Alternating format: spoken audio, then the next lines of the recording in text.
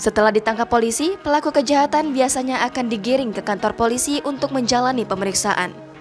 Namun, hal berbeda terlihat dalam sebuah video yang menarik perhatian warganet satu ini. Diunggah akun TikTok @chaterraspolda_bubble_id. Video tersebut justru memperlihatkan mereka menyantap makanan bersama di sebuah warung makan sederhana. Ya, pada video tersebut terlihat seorang lelaki yang diduga baru saja ditangkap oleh polisi sedang menikmati makanan di hadapannya dengan tangan yang masih dalam keadaan diborgol. Sementara di sekitarnya, ramai beberapa lelaki yang juga sedang menikmati hidangan berupa pecel ayam dan lele.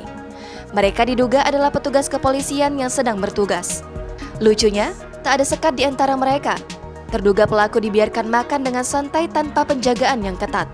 Seorang polisi di sebelahnya juga terlihat mengajaknya ngobrol sambil bersantap. Tentu saja, momen unik yang terjadi di Bangka Belitung tersebut menjadi perhatian banyak warganet. Sampai saat ini, video itu telah mencuri perhatian hingga lebih dari 600.000 penonton dan beragam komentar. Jangan lupa subscribe, share, komen, dan like ya!